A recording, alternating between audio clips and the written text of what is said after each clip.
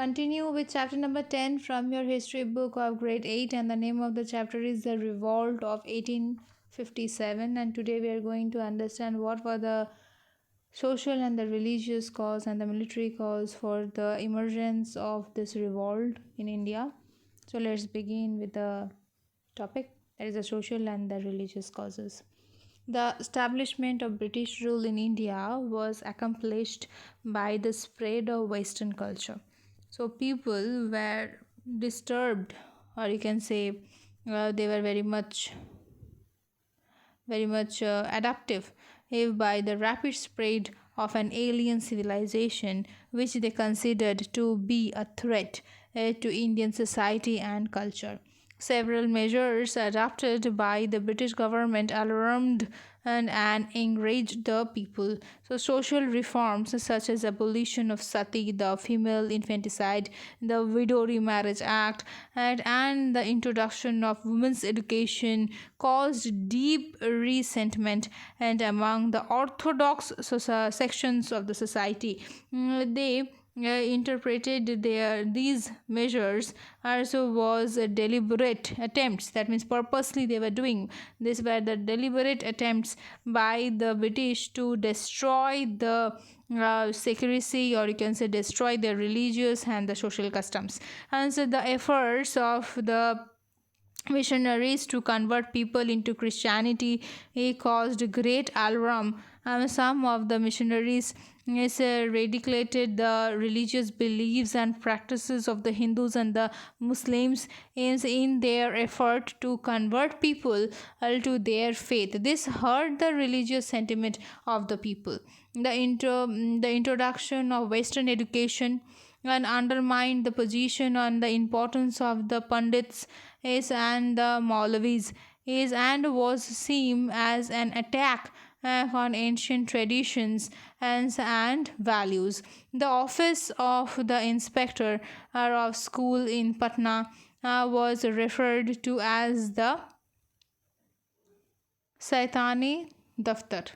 Okay, so these are the problems which they were rising. In the introduction of the railways is the and post and telegraphs has arose grave doubts and fears, especially among the simple villagers, as they thought that the telegraph system was a form of Western magic. They grew fearful of the intentions and of the British. The British judicial system introduced the principle of equality. This was regarded as a threat to the existing caste norms and privileges as of the upper classes. The British looked down on the Indians and followed a policy of racial discrimination, and they made no effort to interact socially with the Indians. They were convinced instead of the superiority of the European race and treated the Indians with great contempt. Okay, then what are the military causes? The revolt of 1857 started as a mutiny of the sepoys as in the company's army. The sepoys had over the years helped the company to conquer India with dedication and loyalty. By the middle of the 19th century, however, there was grown disaffection among the sepoys, especially with the ranks of the upper caste Hindus, Rajputs, and Brahmins, and they had numerous grievances. The sepoy had helped the British to establish their empire in India, but they were neither appreciated nor rewarded for their efforts. As on the contrary, they were treated with great contempt by the British officers. As there was a grave discrimination and between the Indian sepoy and his British counterpart. A capable and dedicated sepoy could not rise above the post of subedar. An Indian soldier was paid much less salary than his British counterpart, and lodging and boarding facilities for the sepoys were as far inferior to that of a British soldier. Many of the senior British officers were old and incompetent men and who could not command the respect of the you can say in the respect of the Indian soldiers. In 1856, an act was passed which made it compulsory for all the new recruits to serve overseas if required. This hurt the sentiments of the Hindus because they believed that overseas travel would lead to a loss of caste. The sepoys interpreted the regulation was as another attack on the caste and religion. After the annexation of Awadh, the Nawab's army was disbanded, and the soldiers lost their means of livelihood and their bitterness against the British increased. The Indian soldiers greatly outnumbered the British soldiers in 1856. The number of sepoys in the British army was more than 5 times than the British soldiers. Thus, as emboldened the sepoys to take up arms against the foreign masters. Immediate cause of the revolt of 1857.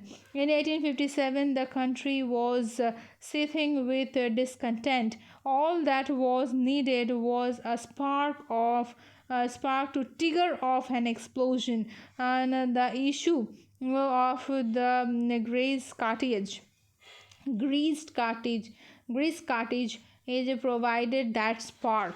And the British had introduced a new rifle known as the Enfield rifle in the army. The cartridge had a grease paper cover which had to be bitten off before loading the rifle. In January 1857, a rumor started at the Dum cantonment in Calcutta that the cartridges cartridges means that the you can say the bullets. Okay, the cartridges were greased with the fat of animals, which was taboo for both Hindus and Muslims.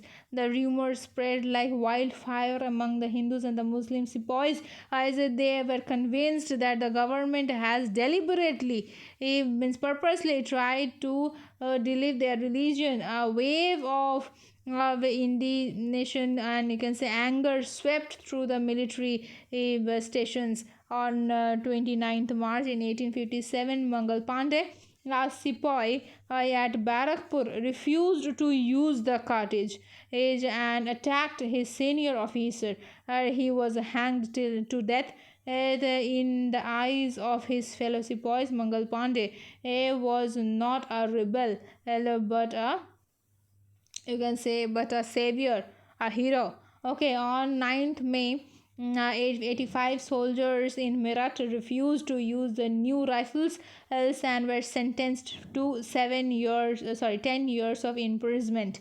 And they were publicly stripped of their uniforms, put in fetters and presented in the entire brigade and thrown into the jail. So, what are the main events for the revolt? There are numerous events, but we are going to study only two today. That is the Meerut and the Delhi. Enraged by the humiliation treatment of their comrades, the sepoys in the Meerut army rose was in a revolt. The following days, the sepoys stormed the jail and freed their commanders. As comrades shout their European officers set their bungalows was on fire and cut the telegraph line to Delhi.